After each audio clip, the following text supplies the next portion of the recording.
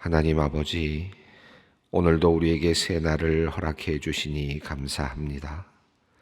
새벽에도 거뜬히 일어날 수 있도록 건강도 주시고 눈을 뜰 때부터 말씀에 갈급한 심령 되게 하심도 감사드립니다.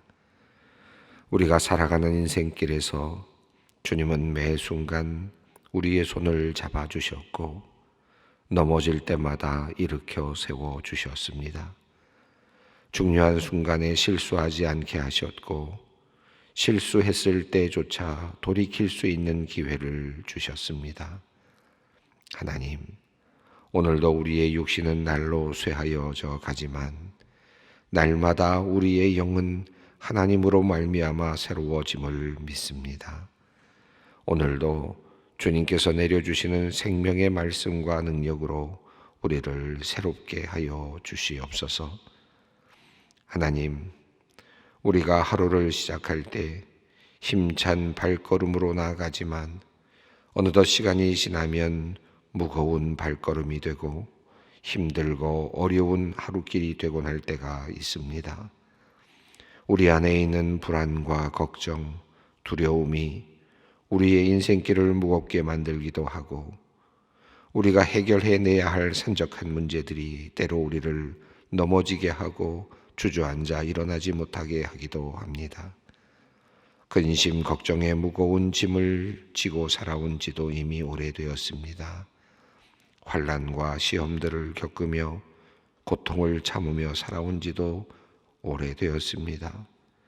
짐은 점점 무거워지고 마음의 사슬은 점점 우리를 더 얽매어 가고 있습니다. 날마다 우리의 짐을 지시는 하나님, 인생의 무거운 짐을 홀로 지고 견디다 못해 쓰러지는 저희들을 주님 불쌍히 여기사 구원하여 주시옵소서. 동행하실 뿐만 아니라 대신 짐을 져주시고 능력이 되사 이길 힘을 주님께서 주심을 믿습니다. 오늘도 이기게 하시는 하나님으로 말미암아 모든 무거운 짐과 얽매이는 사슬을 벗어버리고 주님의 이름을 찬송케 하여 주시옵소서. 하나님, 예수 그리스도께서 우리를 대신해 지셨던 십자가를 깊이 묵상하는 사순절의 20번째 날입니다. 우리도 주님을 따라 십자가의 길 걷기 원합니다. 구레네 사람 시몬처럼 주님과 함께 십자가를 메고 골고다의 언덕을 오르고 싶습니다. 그 자리에 저희도 주님과 함께 자신을 못 받고 모든 정욕과 탐심을 죽이기를 원합니다. 주님께서 십자가를 지심으로 우리가 하나님과 우리가 화목하게 되었던 것처럼 저희도 가족과 이웃과 세상과 하나님 사이에서 둘을 하나로 만드는 화목의 제물이 되게 하여 주시옵소서. 주님, 매일 수많은 코로나 확진자의 발생으로 여러 가지 문제들이 이어지고 있습니다. 코로나로 인한 사망자가 폭증하여 화장 예약에도 어려움이 생겨서 장례 일정에 차질들이 생겨날 정도가 되었습니다. 가족을 잃은 슬픔 가운데 있는 유족들이 장례의 문제로 곤란을 겪거나 마음이 괴롭지 않도록 인도하여 주시옵소서. 장래의 문제로 인해 마음고생하는 일이 없도록 주님 인도하여 주시옵소서. 하나님, 요즘 수많은 사람들이 코로나로 확진되어 자가 격리 중에 있습니다. 우리 장애인들, 특별히 중증 장애인들의 건강을 지켜주시기를 기도드립니다. 또한 요양병동이나 호스피스 병동에서 하루하루를 보내고 있는 우리 성도님들과 그의 가족들을 주님 살펴주시옵소서. 상황이 더 악화되지 않도록 지켜주시옵소서. 혹시 감염병에 걸리더라도 속히 깨끗이 나을 수 있도록 우리 성도님들의 면역력을 높여주시고 건강을 빠르게 회복시켜 주시옵소서. 특별히 코로나 피해와 구제에서 소외되는 일이 없도록 정부는 제도적인 대책들을 잘 마련하게 하시고 도움의 손길도 그치지 않게 하여 주시옵소서. 소망의 주님, 코로나 감염병이 번져가고 있는 중에도 열심히 학업을 이어가고 있는 자녀들을 위해 기도합니다. 3월 새 학년, 새 학기를 맞아 새로운 선생님들과 친구들을 만났지만 서로 마음을 나누기가 가까워지기가 어려운 상황입니다. 속히 전염병이 물러가고 학교 생활이 제자리를 찾게 하여 주시옵소서. 학생들이 학교 가는 기쁨을 누리고 공부하는 즐거움을 회복케 하여 주시옵소서. 하나님, 오늘도 고통 속에 있는 성도님들을 위해 기도합니다. 갑작스러운 병으로 힘들어하는 성도님들, 사고로 인해 육체적으로 또 정신적으로 고통받고 있는 성도님들, 금방 회복해서 일상으로 복귀할 줄 알았는데 재활이 더디어서 낙심한 성도님들이 있습니다. 경제적인 문제로 절망에 빠진 성도님들도 있습니다. 운영하는 사업의 어려움으로 가슴 졸이는 성도님이 있고, 믿었던 사람에게 또 배신을 당하고 속임을 당해 어려움에 처한 성도님도 있습니다. 회사 내 갈등으로 소리 없이 울고 있는 성도님들도 있습니다. 그 밖에도 여러 가지 일로 신음하는 성도님들이 많이 있습니다. 하나님, 이들을 불쌍히 여겨 주시옵소서. 이들의 마음을 하나님께서 어루만져 주시옵소서. 이들의 마음을 지켜 주시옵소서. 어려운 상황과 힘든 환경 때문에 너무 깊은 상처가 생기지 않기를 원합니다. 주고받는 말과 행동이 서로를 해치는 무기가 되지 않기를 원합니다. 혹시라도 너무 지치고 힘이 들어 자신도 모르게 곁에 있는 가족들에게 상처 주는 일이 없게 하여 주시옵소서. 서로가 더욱 사랑하기 원합니다. 서로를 세워주며 위로하기 원합니다. 힘든 시간을 서로 의지하며 이겨낼 수 있는 은혜를 허락하여 주시옵소서. 이제 하나님의 말씀 듣기 원합니다. 성령님 함께하여 주시옵소서. 말씀 속에서 우리의 모습 비추어 보게 하시고 주님의 마음 알고 깨닫는 은혜를 내려 주시옵소서. 예수님의 이름으로 기도드리옵나이다. 아멘. 오늘 우리에게 주시는 하나님의 말씀은 사무엘하 15장 13절로 23절까지 말씀입니다. 사무엘하 15장 13절로 23절까지 말씀 함께 봉독하겠습니다.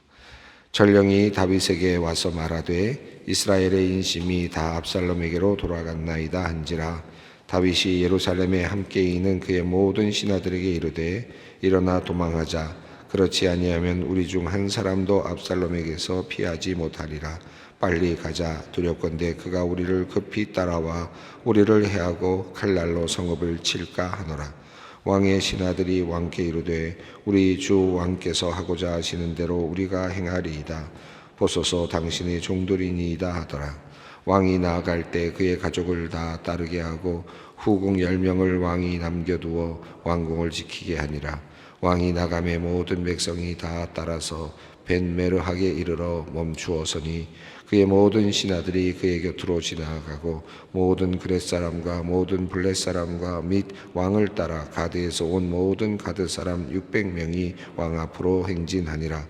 그때 왕이 가드 사람 이때에게 이르되 어찌하여 너도 우리와 함께 가느냐. 너는 쫓겨난 나그네이니 돌아가서 왕과 함께 네 곳에 있으라. 너는 어제 왔고 나는 정처가 없이 가니 오늘 어찌 너를 우리와 함께 떠돌아 다니게 하리요. 너도 돌아가고 내 동포들도 데려가라. 은혜와 진리가 너와 함께 있기를 원하노라 하니라. 이때가 왕께 대답하여 이르되 여호와의 살아계심과 내 주 왕의 살아계심으로 맹세하옵나니 진실로 내 주 왕께서 어느 곳에 계시든지 사나 죽으나 종도 그곳에 있겠나이다 하니 다윗이 이때에게 이르되 앞서 건너가라 하매 가드 사람 이때와 그의 수행자들과 그와 함께한 아이들이 다 건너가고 온 땅 사람이 큰 소리로 울며 모든 백성이 앞서 건너가매 왕도 기드론 시내를 건너가니 건너간 모든 백성이 광야길로 향하니라. 아멘. 여동생이었던 여동생 다말을 성폭행한 암논을 향한 분노 때문이었을까요? 암논을 죽였던 이유가 말이죠. 아니면 그런 암논을 그대로 방치했던 다윗에 대한 반감 때문이었을까요? 그가 이렇게도 아주 치밀하게 다윗 왕에게 대적하게 되는 이유가 무엇이었을까? 한번 생각해 보게 됩니다. 여러분 어떻게 생각하십니까? 이 이야기의 흐름을 보면 마치 다말 자기의 여동생을 성폭행한 그 암논에 대한 어떤 우발적인 행동처럼 보이지만 실제로 이야기의 흐름을 보면 그는 암논을 죽이기까지 2년이라고 하는 시간을 보냈습니다. 아주 치밀하게 계획을 세웠고 그리고 결국은 암논을 이제 죽이게 되죠. 그리고 또 도망을 갔다가 돌아와서 또다시 아버지를 향한 또 다른 또 반역의 모의를 거행합니다. 이제 4년이 또 지나도록 그는 준비를 했고 그리고 결국은 이제 치밀한 준비와 더불어서 이제 하나의 정변을 일으키게 되었습니다. 쿠데타가 일어나게 된 것입니다. 과연 단순히 자기 여동생을 그토록 사랑했기 때문에 그렇게 그것 때문에 이렇게 아버지까지도 내몰게 되는 그런 상황에 이르렀을까? 아니면 이 압살롬에게 있어서 이 정변을 일으키게 되는 쿠데타를 일으키게 되는 근본 원인이 무엇일까를 생각해 봅니다. 아마도 다말에 대한 어떤 애착이라기보다는 또 그런 연민이라기보다는 물론 그것도 하나의 동기가 되었을 수는 있겠지만 결국은 자기 자신이 왕권을 얻고자 하는 욕망 때문이 아니었을까 하는 그런 생각을 해보게 되죠.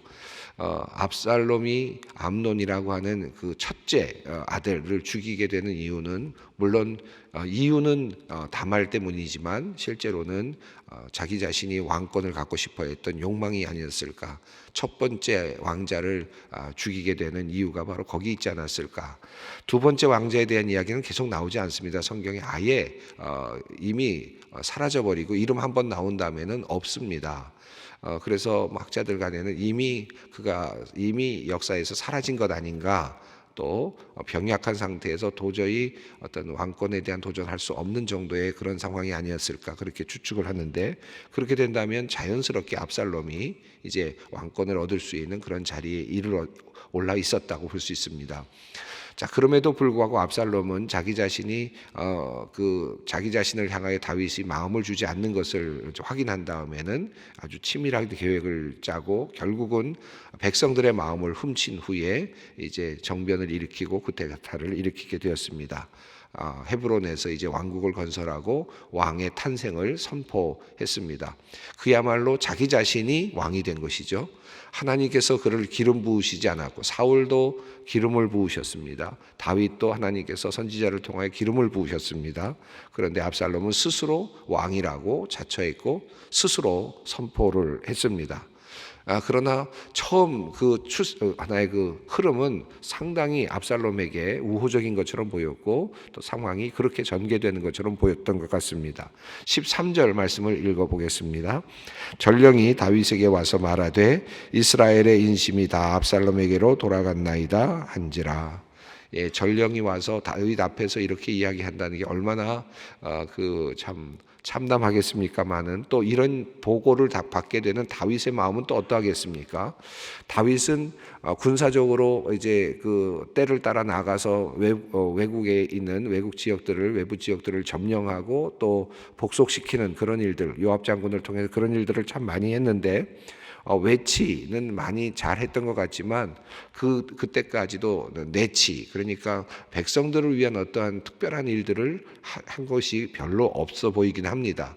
성경에 그런 내용들이 별로 없거든요. 백성들을 위해서 어떤 일을 했다라는 그런 내용들이 거의 보이지 않죠. 이후에 솔로몬은 보다도 지혜롭게 이제 백성들을 이제 재판해주고 하는 일들을 아주 직접적으로 많이 하게 되는 이제 그런 모습으로 바뀌긴 합니다만은.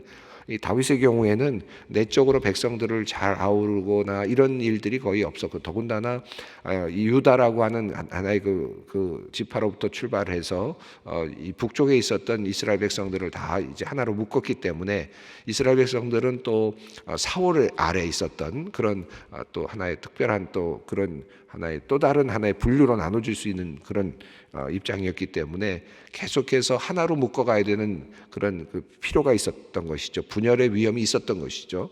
그럼에도 불구하고 다윗이 그 부분에 대해서 분열에 대한 위험을 감지했겠지만 거기에 대한 노력을 많이 하지 않았었구나 하는 사실도 알게 됩니다. 이 부분을 파고들었던 사람이 바로 이 압살롬이었다는 것도 우리가 어제 본문을 통해서 확인할 수 있었습니다. 자, 다윗이 지금 굉장히 어려운 상황 속에 직면했습니다. 이렇게 되는 동안 다윗이 몰랐을까? 참 의문입니다. 어떻게 다윗이 이럴 수가 있을까? 이렇게 허망하게 무너질 수 있을까 하는 생각도 듭니다. 자, 그런데 다윗의 반응이 놀랍습니다. 14절을 한번 보겠습니다. 다윗이 예루살렘에 함께 있는 그의 모든 신하들에게 이르되 일어나 도망하자. 그렇지 않으면 우리 중 한 사람도 압살롬에게서 피하지 못하리라. 빨리 가자. 두렵건대 그가 우리를 급히 따라와 우리를 해하고 칼날로 성읍을 칠까 하노라. 다윗이 이렇게 모든 사람들의 마음이 다 글로 넘어갔다라고 하는 이런 그 전령의 이야기를 듣고 또 지금 전세가 아주 어렵게 됐다라고 하는 그런 보고를 들은 다음에 다윗이 결정한 내용은 바로 신하들에게 도망가자라고 하는 말이었습니다. 근데 좀 잘 이해가 안 되죠. 왜냐하면 그렇게 지금 외국에 나가서 밖으로 나가서 외국에 있는 성들을 또 치고 그리고 요압이라고 하는 장군도 있었고 군사력도 있었고 충분히 대적할 수 있었을 것 같은데 왜 이렇게 급하게 다윗이 이렇게 도망가야 되는 상황이 되었을까? 한번 생각해 보게 됩니다. 물론 우리가 여기서 이 흐름상으로 본다면 군사력은 바깥에 있고 그리고 내부적으로는 지금 이 궁 안에는 군사력이 없었기 때문에 급하게 피해야 되는 그런 상황으로 이해할 수 있겠습니다만은 얼마든지 물론 도망하면서 이제 또 군사력으로 대응할 수 있는 그런 힘이 있지 않았을까? 왜냐하면 18절을 보면 이제 600명의 어떤 그 용병들이 옆에 있었던 것을 볼 수 있거든요. 얼마든지 600명 이상의 그 용병들이 있었고 그 왕궁을 지키는 군사들이 있었기 때문에 그 왕궁을 지키도록 하고 싸움을 해 나갈 수도 있었을 것 같은데 도망가자라고 하는 결정을 내리고 있습니다. 왜 다윗이 이런 결정을 했을까? 아마도 자기의 아들과의 싸움을 피하고 싶었던 것이 아닐까 하는 그런 생각이 듭니다. 또 시편 3편을 보면 시편 3편에서 압살롬에게 쫓겨가면서 그 지은 그런 시라고 되어 있는 시편 3편이 있는데 기도한 내용이라고 되어 있는데 거기 보면 하나님께 의지하고 있는 하나님께 기도하고 있는 다윗의 모습을 봅니다. 이 아들과 대치하고 싸우기를 원치 않았던 다윗의 마음이 아니었을까? 그리고 이런 문제를 하나님과 해결하고 싶었던 다윗의 어떤 마음이 아니었을까? 이렇게 좋게 생각을 해볼 수 있을 것 같습니다. 어쨌든 다윗은 이런 상황 속에서 압살롬과 싸움을 하려고 하지 않았습니다. 도리어 피하려고 하고 있습니다. 자, 왕의 신하들이 어떻게 할지를 물었고 또 왕의 신하들은 따라갑니다. 15절 말씀입니다. 왕의 신하들이 왕께 이르되 우리 주 왕께서 하고자 하시는 대로 우리가 행하리이다. 보소서 당신의 종들이니이다 하더라. 이 말의 의미가 있죠. 이 왕의 신하들이 만약에 나가서 싸우라 하면 싸울 것이고 또 어떻게 하라든지 우리는 왕의 말씀대로 하겠습니다 라고 이야기를 하면서 만약에 어떻게 하셔든지 우리가 그대로 따르겠지만 왕이 지금 도망가자고 하시니까 우리가 도망을 간다라는 그런 의미로 받을 수 있겠습니다. 자, 이제 왕궁을 떠나갈 때 16절 말씀 어떻게 했는지 내용이 나옵니다. 왕이 나아갈 때 그의 가족을 다 따르게 하고 후궁 10명을 왕이 남겨두어 왕궁을 지키게 하니라. 왜 후궁 10명을 여기다 남겨두려고 했을까? 이게 어떤 의미일까 생각해 보게 됩니다. 위급한 상황인데 다 죽게 되었다라고 하는 것을 알고 있고 도망가지 않으면 우리가 한 사람도 피할 수 없을 것이다라고 하는 마음을 그런 상황을 지금 인지하고 있는 다윗이 가족들을 다 데리고 나아갑니다. 바세바도 데리고 갔겠죠. 또 솔로몬도 데리고 나가겠죠. 모두를 다 데리고 나가면서 후궁 10명을 놓고 간다. 이게 무슨 말일까? 이게 참 안타까운 일이 아닐 수 없습니다. 뒤에 이제 이것 때문에 압살롬이 범죄하게 되고 또 결과적으로는 아주 참 부끄러운 일이 일어나게 되는데 후궁 10명을 왜 놓고 가느냐 하는 이런 문제를 보게 됩니다. 다 같이 데리고 갔어야 되는데 너무 후궁이 많았다라는 것도 하나의 이유가 될 수는 있겠습니다. 많은 부인들이 있었고 후궁들이 있었기 때문에 다 데려가기 어려울 만큼의 숫자가 있었다라고 볼 수 있는데 이것은 다윗의 큰 실수였죠. 사실은 후궁들을 많이 두고 아내를 많이 둔 것은 결과적으로는 그에게는 치명적인 부끄러움이 되고 말았습니다. 처음에는 이 다윗 왕이 이렇게 많은 후궁들을 거느리고 함으로써 결과적으로는 어떤 자기의 욕망을 채우기도 했지만 또 정치적으로 안정을 유지하려고 했던 것 같긴 하지만 이것이 결과적으로는 그에게는 아주 치욕적인 이제 사건이 되고 맙니다. 다 데려갈 수 없을 만큼 후궁이 많아서 가족들이 많아서 결국 10명을 놓고 가야 되는 현실. 이 위급한 상황 속에서도 그의 후궁, 사랑하는 후궁을 놓고 갈 수밖에 없는 상황이 되는 참으로 안타까운 상황이고, 다윗의 관점에서 본다면 다윗은 그럼에도 불구하고 연약한 여인들을 데리고 갔어야 된다라고 하는 생각이 듭니다. 여성에 대한 어떤 하나의 후궁에 대한 그런 배려가 없었던 또 다윗의 모습을 보게 되기도 합니다. 17절 이제 어디로 이제 가고 있는지 구체적으로 방향까지도 이제 묘사를 해주고 있습니다. 17절입니다. 왕이 나가매 모든 백성이 다 따라서 벳메르하게 이르러 멈추어서니, 이 벳메르하게는 성 끝의 집이라는 뜻을 갖고 있는데 아마도 그 예루살렘 성 쪽 오른쪽 북쪽으로 동쪽에 있는 끝에 있는 어떤 한 곳으로 여겨집니다. 그러니까 지금 예루살렘 성의 한 부분에 끝에 지금 나간 겁니다. 성의 끝 부분에 끝자락에 지금 나간 것입니다. 그러니까 우리로 말하면 한 동대문쯤 나갔다든지 이렇게 이제 묘사할 수 있는 그런 부분이겠습니다.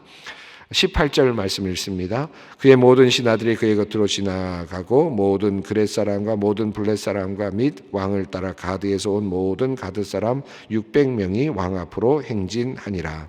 여기 보면 그렛 사람, 블렛 사람, 가드에서 온 사람들이라고 되어 있는데 이 사람들은 블레셋에서부터 이제 블레셋을 정복하고 블레셋을 종속시킨 다음에 이제 그들로부터 이제 데려온 이방인들이죠. 나그네들입니다. 그러니까 블레셋 족속들 중에서 이제 용병으로 삼은 사람들로 볼 수 있겠습니다. 600명이라고 하는 숫자는 결코 작은 숫자가 아니죠. 얼마든지 싸움을 해볼 만한 그런 만큼의 사람들입니다. 자, 이런 사람들이 앞에서 이제 왕을 호위하고 가고 있습니다. 자, 그때 일어난 일을 이제 설명합니다. 19절 말씀입니다. 그때 왕이 가드 사람 이때에게 이르되 어찌하여 너도 우리와 함께 가느냐? 너는 쫓겨난 나그네인이 돌아가서 왕과 함께 내 곳에 있으라. 여기 보면 참 묘하기도 하고 따뜻한 마음이 느껴지는데, 지금 가드 사람 이때 가드 사람으로서 아마 그 군대를 이끌고 있는 이제 대장이었던 것 같습니다. 이때라고 하는 사람에게 말하기를 너는 왜 우리와 함께 가느냐라고 말하면서 너는 쫓겨난 사람이 아니냐, 다시 말하면 나그네가 아니 외국인이 아니냐. 너는 지금 지금 압살롬이 나를 죽이려고 하고 나를 죽이고 그리고 정권을 가지려고 하는데 너는 아무런 상관이 없지 않느냐. 너는 지금 외국인이니까 그냥 그대로 있다 보면 누가 왕이 되든지 압살롬이 왕이 되면 결국은 압살롬 밑에서 네가 이제 일을 할 수 있지 않겠느냐라는 그런 의미죠. 그래서 돌아가서 왕과 함께라는 말은 여기서 압살롬을 의미하는 것으로 보여집니다. 이 부분에 대해서 여러 가지 해석의 차이들이 있지만, 그래서 영어 성경도 이제 압살롬이라는 표현을 일부러 더 넣어둔 것 같습니다. 이 압살롬에게 돌아가라. 차라리 너는 그곳에서 있는 것이 더 지금은 너에게는 더 안전하지 않겠느냐. 라고 하는 이런 표현을 하고 있습니다. 이 다윗의 마음이 이런 마음이구나 하는 것을 보게 됩니다. 이 압살롬은 왕권을 얻기 위해서 사람들을 속이고 마음을 훔치는, 그래서 아주 정말 달콤한 것처럼 보이고 정의로운 것처럼 보이고 백성들을 위하는 것처럼 보였지만 실제로 이 압살롬의 마음은 사람의 마음을 훔치는 자였잖아요. 도둑질을 하고 있었지 않습니까? 자기의 정치적인 욕망을 위해서, 정권을 얻기 위해서, 힘을 얻기 위해서, 왕이 되기 위해서 그가 했던 것은 훔치는 행위였지 않습니까? 그러니까 그의 마음의 속마음은 달랐다는 의미이잖아요. 그럼에도 불구하고 입맞춤까지 해가면서 사람들의 마음을 샀단 말이죠. 그런데 지금 다윗은 실제로는 백성들에게 그다지 이렇게 마음을 많이 전달하지 못한 것 같지만 이 도망을 하고 있는 과정에서 다윗의 마음이 드러나고 있습니다. 용병, 얼마든지 사온 사람이고 외국인입니다. 자기 가족도 아닙니다. 너희들은 나가서 지금 싸워라 라고 보낼 수도 있을 것이고 전장에 내보낼 수도 있을 것 같은데 전장에 내보내지도 않았습니다. 왜냐하면 자기의 아들이 지금 쫓아오고 있는데 아들을 죽이고 싶지 않았던 거겠죠. 또 이런 민족 간에 동족 간에 어떤 싸움에 휘말리고 싶지 않았던 것 같습니다. 그래서 도망을 가면서 하나님께 의지하면서 기도합니다. 도리어 더 나아가서 너는 그냥 여기 있으면 너는 더 안전하지 않겠느냐. 600명이라고 하는 군사를 그대로 놔두고 간다는 얘기는 본인이 압살롬에게 이 군사력이 들어가게 되면 더 어려워질 수도 있는 것 아니겠습니까?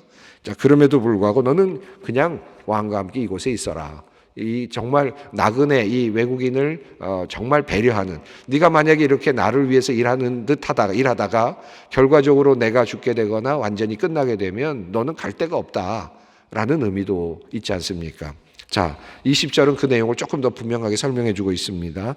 너는 어제 왔고 나는 정처 없이 가니 오늘 어찌 너를 우리와 함께 떠돌아다니게 하리요. 너도 돌아가고 내 동포들도 데려가라. 은혜와 진리가 너와 함께 있기를 원하노라. 너는 우리에게 온 지가 얼마 되지 않았다. 네가 어느 편에 서든지 아무런 문제가 없다. 너는 결국은 정처 없이 떠나지고 있는데 나와 함께 이렇게 이제 또 다시 떠돌아다니는 그런 존재가 되지 말아라라고 하면서 도리어 이런 용병들, 이 외국인이지만 그들까지도 또 염려하는 그런 모습을 보여주고 있습니다. 21절 있습니다. 이때가 왕께 대답하여 이르되 여호와의 살아계심과 내 주 왕의 살아계심으로 맹세하옵나니 진실로 내 주 왕께서 어느 곳에 계시든지 사나 죽으나 종도 그곳에 있겠나이다 하니, 옆에서 다윗과 함께 있었던 이때는 다윗 왕의 인품을 이미 보았고 또 다윗 왕과 함께 하시는 하나님을 알게 되었습니다. 블레셋 사람이었지만 가드 사람이었지만 그의 마음에 이미 하나님이 있었습니다. 이미 그들은 이스라엘 사람이 되어가고 있었죠. 종족으로서 이스라엘 종족은 아니었지만 그들은 하나님을 믿는 백성이 되어가고 있었음을 볼 수 있습니다. 그러니까 다윗이 어떻게 살아왔는지를 우리가 이 이야기의 흐름 속에, 도망가는 이야기의 흐름 속에서 우리가 또 엿볼 수 있죠.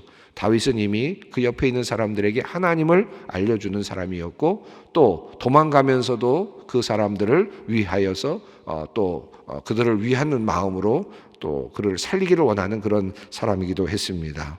결국은 이때는 도망가지 않았고 또 600명의 그 사람들도 도망가지 않았습니다. 22절 23절이 있습니다.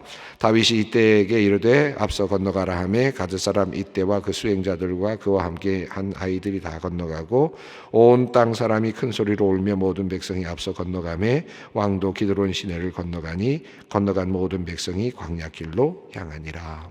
이제 도망자의 신세로 나아가는 다윗의 모습입니다. 도망가면서 다윗의 마음이 어떠했을까요? 앞서 이야기를 보면 하나님께서 내가 너와 함께 하겠다. 그리고 너의 아들이 성전을 지켜 주겠다. 대대로 너의 가문이 왕의 가문이 되게 하겠다라고 큰 축복을 받았던 이 다윗이 이렇게 또 처량하게 쫓겨가게 되면서 어떤 마음을 가졌을까요? 하나님은 어디 계십니까? 하나님의 약속은 어디에 있습니까? 아마 이런 마음으로 아마 그 어둠 속으로 들어가고 있었을 것입니다. 참으로 안타까운 모습입니다. 그럼에도 불구하고 이 다윗은 하나님을 의지하고 또 하나님께 나아가고 있었음을 시편 3편은 우리에게 알려주고 있습니다. 오늘 본문 말씀과 시편 3편을 한번 이어서 같이 연결해서 한번 읽어보시면 더 의미가 있겠습니다. 함께 우리 기도의 자리로 나아가겠습니다. 하늘에 계신 우리 아버지의 이름을 거룩하게 하시며 아버지의 나라가 오게 하시며 아버지의 뜻이 하늘에서와 같이 땅에서도 이루어지게 하소서. 오늘 우리에게 일용할 양식을 주시고 우리가 우리에게 잘못한 사람을 용서하여 준 것 같이 우리 죄를 용서하여 주시고 우리를 시험에 빠지지 않게 하시고 악에서 구하소서. 나라와 권능과 영광이 영원히 아버지의 것입니다. 아멘.